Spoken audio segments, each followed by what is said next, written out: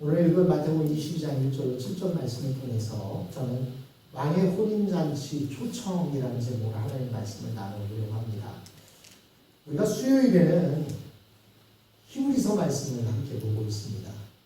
그전에는 구약의 레위기 말씀을 보았고, 레위기 말씀에서 왜 제사장이 오셔야만 했는지 그 부분에 대한 내용을 함께 살펴보았고, 그리고 히브리서로 와서 그 제사장이 누구냐라고 하는 대제사장 예수에 대한 이야기를 함께 나누고 있는데, 지난 시간 히브리서 5장 말씀에 보면 그리스도의 표고를 버려라 라는 말이 나올 때 제가 이 혼인잔치에 비슷한 초청에 대한 말씀을 함께 나누었습니다. 그래서 지난 수요일 말씀을 들은 분들은 좀 더 이해가 쉬울 것 같습니다. 혹시 듣지 못하신 분들은 유튜브에 가시면 제 설교가 올라와 있습니다. 보실 수도 있겠습니다.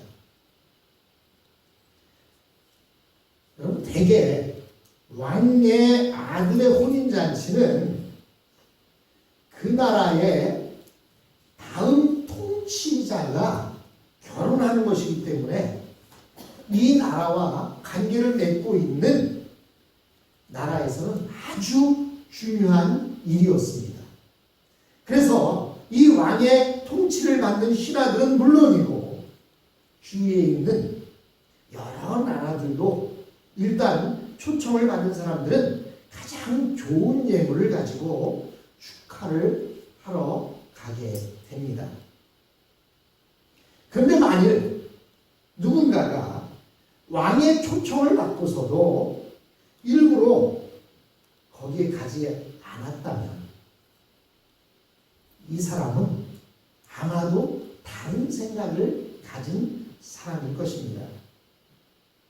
물론 요즘은요, 유명한 사람일수록 결혼을 하는 데 있어서 조용하게 사람들을 초대하지 않고 그냥 가족들과 아는 지인들 몇몇만 이렇게 모아놓고 이렇게 하는 식도 있습니다. 그러니까 지금 제가 여러분들에게 드리고자 하는 말씀은, 또 예수님이 하고 계시는 말씀은 결혼식을 하는 방법이 중요하다 이런 것이 아니라 하나님 나라를 이해시키기 위해서 예수님께서 비유로 말씀하고 있다는 사실입니다. 본문 1절에 보니까 분명하게 말하고 있습니다. 예수께서 다시 비유로 대답하여 이르시되. 비유가 뭐예요? 어떤 것을 대상으로 해서 비교해서 알기 쉽게 표현해 주는 게 비유가 아니겠습니까? 즉 예수님은 하나님 나라의 어떤 특성을 말씀하려고 이 비유의 말씀을 하고 있다라는 것에 초점이 맞추어져 있습니다. 옛날에 어떤 왕이 있었는데 그 왕자의 결혼식을 하게 되어서 이 왕은 자기와 관계 있는 여러 나라들과 그리고 지인들에게 초청장을 보냈습니다. 2절과 3절 말씀을 한번 보십시오. 천국은 마치 자기 아들을 위하여 혼인잔치를 베푼 어떤 인물과 같으니 그 종들을 보내어 그 청한 사람들을 혼인잔치에 오라 하였더니 오기를 싫어하더라.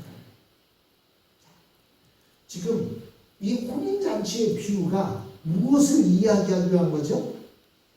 2절에 보니까 천국은 마치라고 이렇게 되어 있습니다. 즉 지금 이 혼인잔치의 비유를 말씀하실 때 이 말씀을 하고 있는 이유는 천국에 대해서 알려주기 위해서입니다. 여러분 천국에 다녀오신 분 있어요? 없잖아요. 그러니까 이 천국에 대해서 잘 모릅니다. 그래서 그 천국이 어떤 곳인지를 이 땅에 있는 어떤 것을 비유로 해서 말씀하고 있다 이렇게 이야기하고 있습니다. 한 나라의 왕의 아들이 결혼한다는 것은 오늘날과 다르게 옛날에는 아주 중요한 일이었습니다. 왜냐하면 이 결혼식이 한 나라의 미래를 결정하는 아주 중요한 행사이기 때문입니다.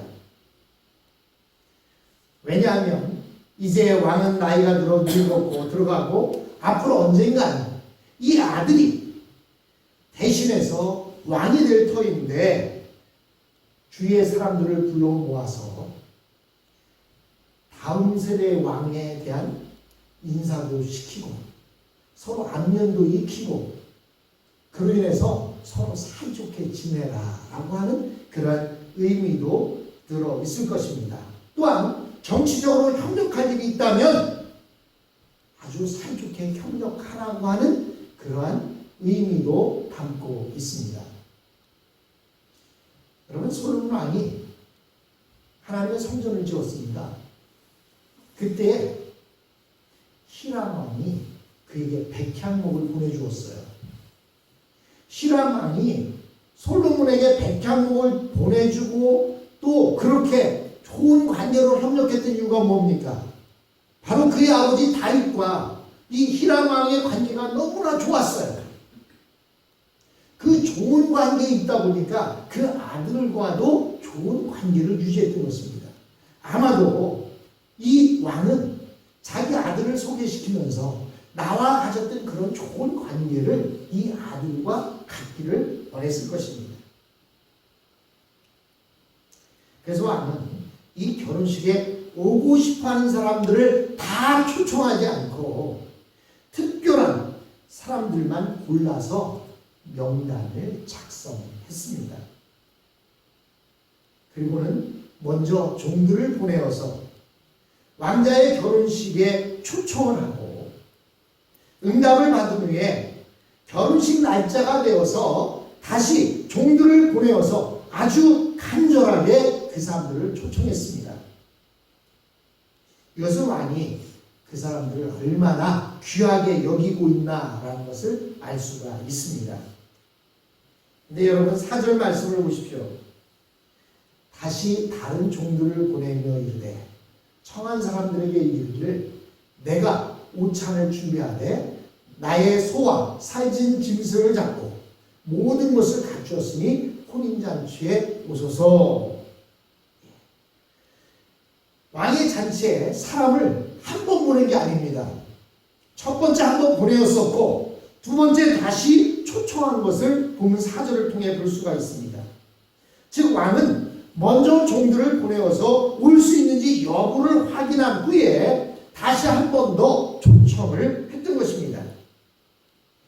그런데 놀라운 것은 잔치에 초청된 사람들이 이 잔치에 오는 것을 너무나도 싫어했다는 것입니다.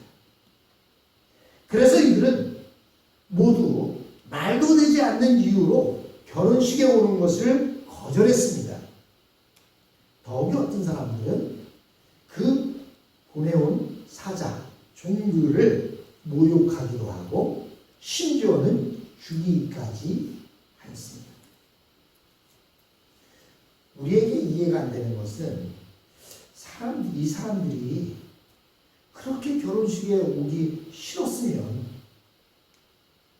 처음에는 왜 결혼식에 온다고 했었을까 하는 것입니다. 여러분 5절로 6절을 보십시오. 그들이 돌아보지도 않고 한 사람은 자기 밭으로 한 사람은 자기 사업하러 가고 그 남은 자들은 종들을 잡아 모욕하고 죽였다. 여러분 보통 결혼식에 초대를 누가 받죠? 잘 아는 사람이 초대받습니다. 근데 한국은요 초대받지 않아도 기쁨으로 같이 가서 축하해 줍니다. 그리고 어떤 사람들은요 길을 지나가도 때가 되면 결혼식장에 얼굴 내밀었다가 그 피르는 자리에 가서 음식을 먹고 가기도 합니다. 요즘은 음식값이 하도 비싸서 그렇게 무임승차하는 사람들 골라낸다고도 하는데 옛날에는 그렇지 않았어요. 옛날에는 지나가는 사람들도 불러다가 같이 음식을 먹고 이렇게 했습니다. 근데 미국은 어때요? 미국은 그렇게 되지 않습니다.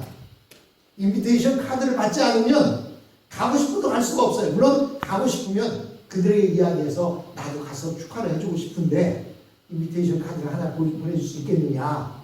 그래서 보내주면 그거 받은 걸로 끝나나요? 아닙니다. 내가 갈 수 있습니다, 없습니다를 미리 이야기를 해야 돼요. 그래야만 결혼식이나 어떤 잔치를 준비하는 측에서 몇 명이 오는지, 그리고 누가 오는지 그것에 대해서 준비를 할 수가 있기 때문입니다. 아마 이스라엘도 그랬던 것 같아요. 누가 오는지 누가 오지 않는지 알 수 있었을 것 같습니다. 또 한편으로는 오지 않겠다고 이야기하는 사람 중에서도 혹시 몰라서 이 왕은 다시 한번 간절하게 사람을 보내서 내 아들의 결혼잔치에 와달라고 청을 한 것 같습니다. 그런데 먼저 초청을 받은 사람들이 대단히 오만했습니다. 이들은 왕의 초청을 아주 우습게 여겼습니다. 이 사람들이 왕을 왕으로 인정하고 두려워하는 마음이 있었더라면 감히 이런 식으로 행동하지는 못했을 것입니다. 그러면 왜 이 사람들이 왕을 왕으로 인정하지 않았을까요? 또한 이들은 왜 그 왕의 아들의 결혼식에 가는 것을 싫어했을까요? 가장 먼저 생각나는 것이 이 사람들은 왕의 아들을 아주 싫어했던 것입니다. 즉 이들은 왕의 아들이 좀 모자라는 사람이라고 생각했거나 아니면 자기들의 마음에 들지 않는 사람이었기 때문에 그 사람들은 이 아들의 결혼식에 가고 싶은 마음이 없었던 것 같습니다. 그런데 이 사람들이 이 왕과 그 아들을 그렇게 싫어한 이유가 무엇일까요? 가장 중요한 것이 통치권에 대한 생각이 달랐던 것입니다. 여러분 요즘 한국은요 완전히 둘로 나눠져 있어요. 진보와 보수라고 하는 둘로 나뉘어서 똑같은 것을 보고 똑같이 얘기하는데 완전히 다른 이야기를 합니다. 그런데 이해가 됩니다. 왜냐하면 여러분이 100불짜리 지폐를 놓고 마주 앉아서 지폐를 딱 펴놓고 서로 보고 이야기해 보세요. 나는 지폐의 앞면을 보고 있기 때문에 앞면에 대한 이야기만 할 겁니다. 뒷면을 보고 있는 사람은 어떨까요? 뒷면만 보고 이야기하는데 서로가 무엇 때문에 싸웁니까? 너가 틀렸다는 거예요. 너가 잘못했다는 거예요. 내가 보고 있는 이 앞면만이 100불짜리 돈이라는 거예요. 그런데 반대쪽에서 100불짜리 뒷면을 보고 있는 사람은 뭐라고 얘기합니까? 너가 틀렸다는 거예요. 왜? 100불짜리는 이렇게 생겼다는 거예요. 그런데 둘 다 틀렸습니까? 아니에요. 둘 다 맞아요. 다만 보는 면이 다른 거예요. 한국의 진보와 보수가 다 옳습니다. 그 주장이 옳아요. 근데 문제는 뭐냐면 너는 틀렸고 나는 맞았다라고 하는데 문제가 있어요. 너는 틀렸고 나는 맞았다. 지금 이 이스라엘 백성들이나 또는 이 초청을 받은 사람들의 문제가 뭐냐면 통치권에 대한 생각이 달랐어요. 이제 여러분 그냥 다른 게 다르면 문제가 없습니다. 마음이 떠나거나 마음이 다르면 그 다음부터는 죽기보다 싫은 거예요. 아무리 잔치집에 살진 송아지를 잡아놓고 무슨 내가 좋아하는 무슨 갈비를 그렇게 많이 해놨다 할지라도 마음이 싫으면 못 가는 거예요. 근데 이스라엘 백성들에게 있어서 하나님의 통치권과 그들이 생각한 통치권에 대한 이 생각이 달랐던 것입니다. 왕은 내가 왕이니까 당연히 내가 나라를 다스린다고 생각했을 것이고 또 앞으로는 아들이 나라를 물려받을 것이라고 생각했는데 초대받은 이들은 자기들이 이 나라를 차지할 것이라고 생각하고 있었던 것입니다. 이처럼 예수님이 가르치신 하나님 나라와 유대인들이 생각한 하나님 나라는 차이가 아주 컸습니다.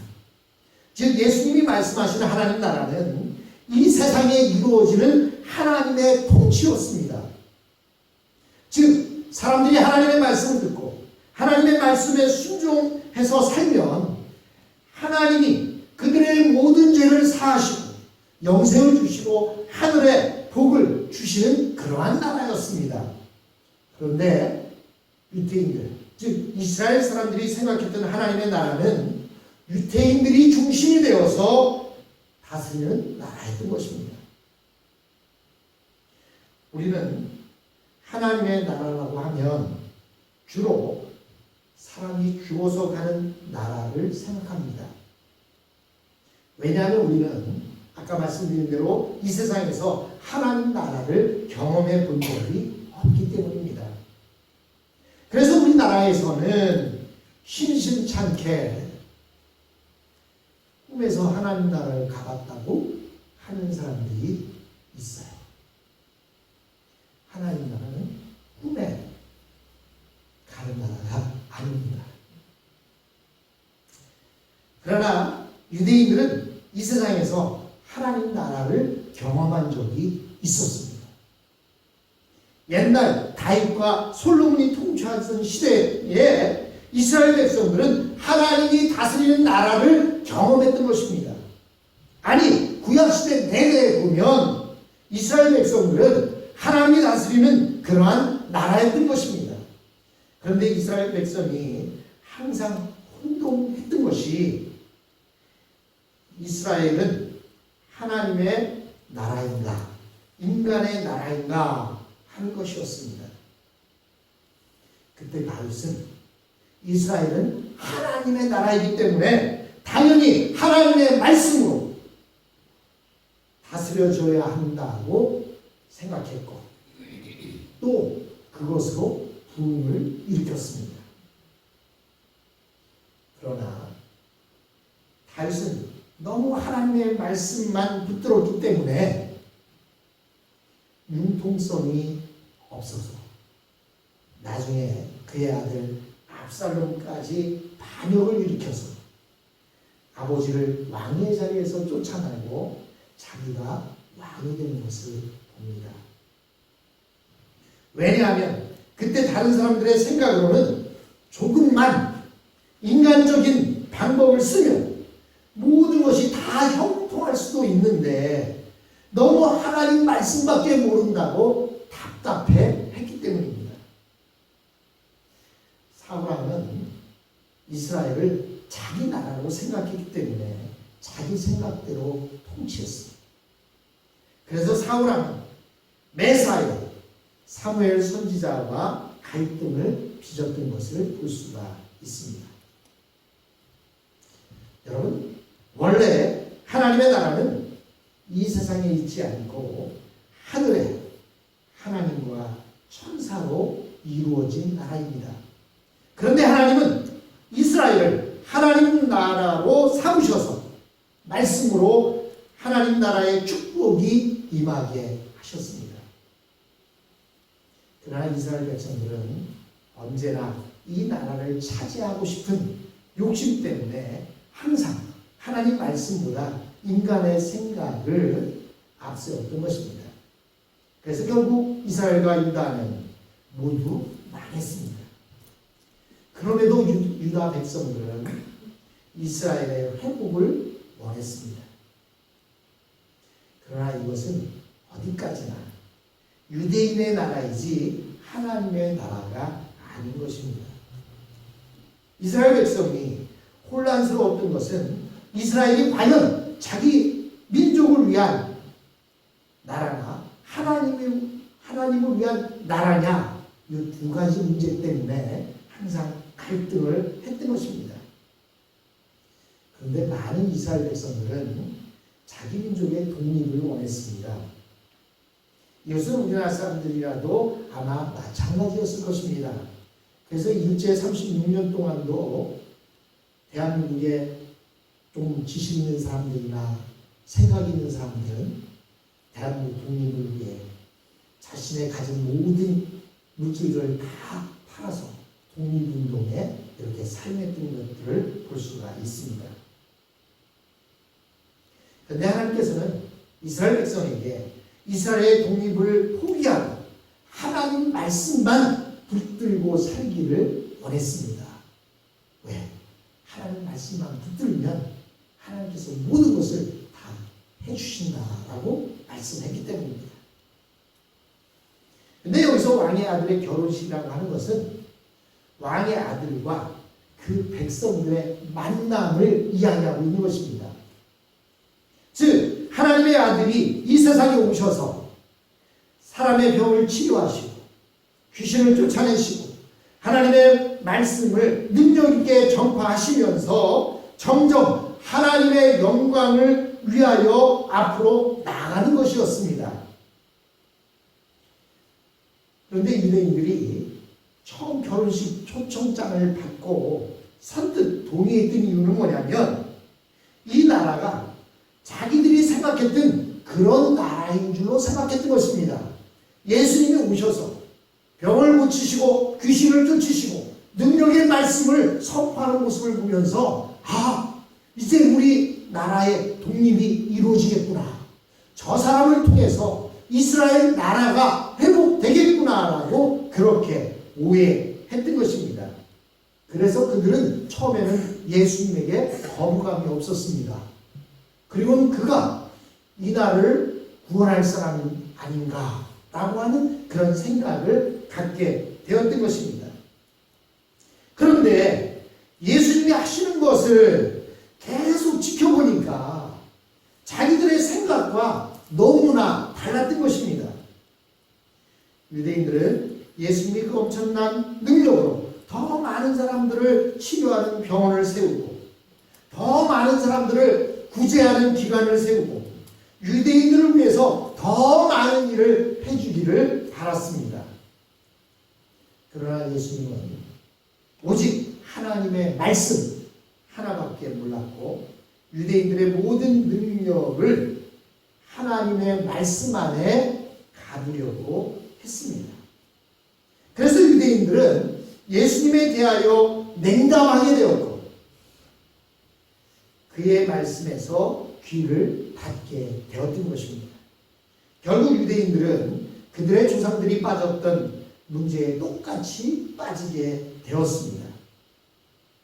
유대인들은 우리에게 이렇게 좋은 재능이나 지식이 많은데 왜 오직 하나님의 말씀만 붙들으라고 하느냐라고 원망했던 것입니다. 그래서 그들은 오직 하나님의 말씀 하나만 붙들어야 한다는 것을 거부하고 세상의 축복을 붙들었습니다. 하나님은 유대인이기 이전에 하나님의 백성이 되기를 원하셨습니다.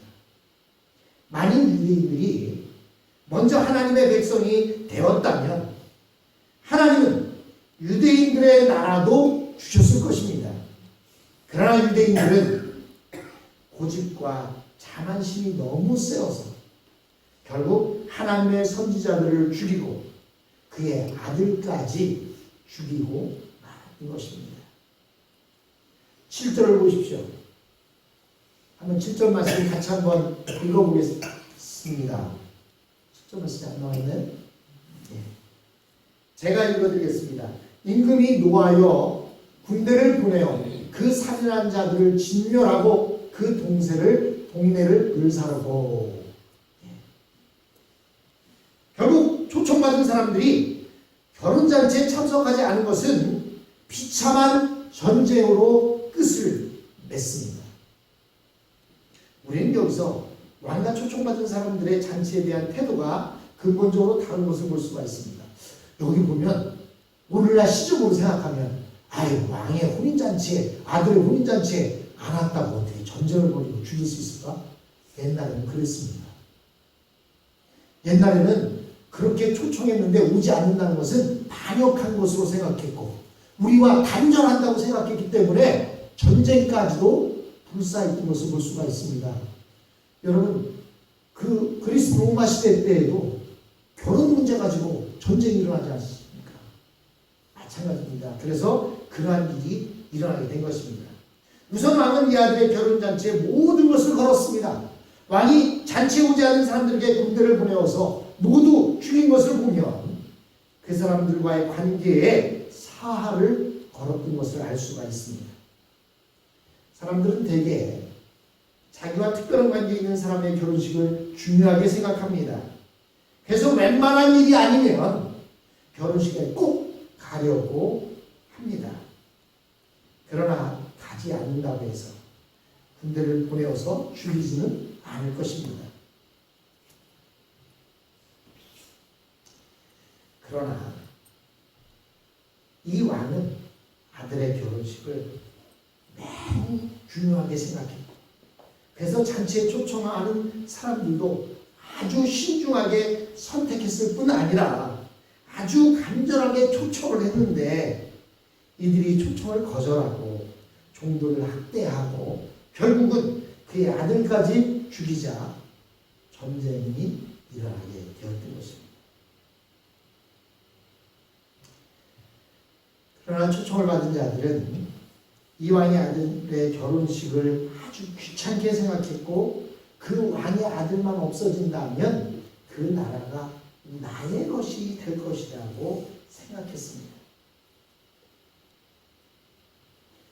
오늘 본문에서 우리가 알 수 있는 것은 왕은 어떤 의미에서 자신의 통치보다는 아들의 통치를 더 중요하게 생각했다는 것입니다. 그래서 왕은 모든 사람들이 아들의 혼인잔치에 와서 이 아들이 왕이 되는 것을 보고 기뻐하며 복종하기를 원했던 것입니다. 그러나 사람들은 이 왕자를 별로 좋아하지 않았습니다. 여기서 하나님께서, 예수님께서 왕의 아들의 결혼식을 통해 보여주려고 했던 것이 무엇입니까? 왕의 아들의 결혼식은 바로 복음인 것입니다. 제가 지난 수요일에 그리스도도의 초봉, 그것은 바로 인비테이션 카드다. 복음을 이야기하는데 복음은 초청장을 받은 것이다 라고 말씀드렸습니다. 우리는 믿는 이 복음은 왕의 아들을 만나는 것이며 그의 모든 풍성한 것을 체험하는 것입니다. 그리고 왕은 이 아들의 결혼식을 통해서 초청된 사람들과의 잘못된 관계를 깨끗하게 청산하고 다시 한번 그들을 축복하는 기회로 생각했던 것입니다. 전에는 너와 내가 불편한 관계 속에 있었지만 그래도 내가 당신을 초대하니까 오십시오.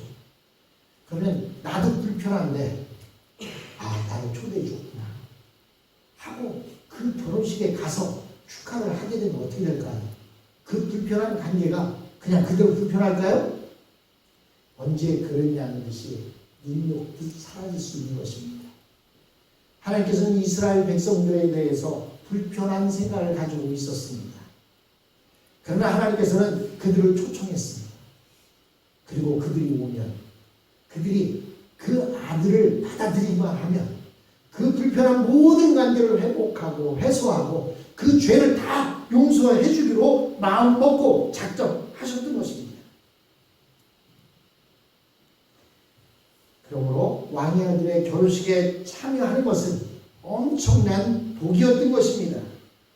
이것은 왕의 아들의 모든 풍성한 잔치에 참가하는 것은 물론이고 왕의 아들의 친구가 되는 것이며 장차 그의 통치에 동역하는 자가 되는 것이고 한 걸음 더 나아가서는 왕의 아들이 되기까지 하는 것이었습니다.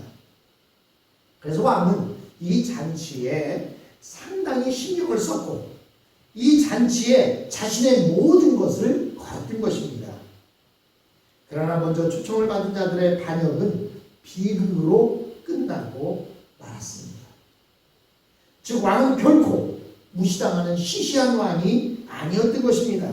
그는 여전히 이 모든 사람들의 사활을 결정하는 절대적인 왕이었던 것입니다. 사랑하는 성도 여러분, 예수님이 왜 이렇게 비유로 말씀하셨을까요? 지금 이스라엘 백성들이 너무나 안타까웠습니다.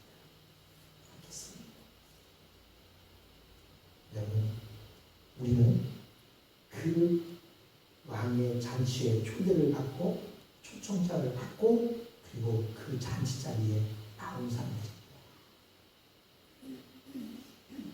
하나님께서 준비한 모든 산의 진미와 하나님께서 준비한 모든 것들이 그곳에 다 있습니다. 이제는 우리가 하나님의 말씀에 순종만 하면 그 모든 것이 바로 우리의 것이 된다는 사실입니다.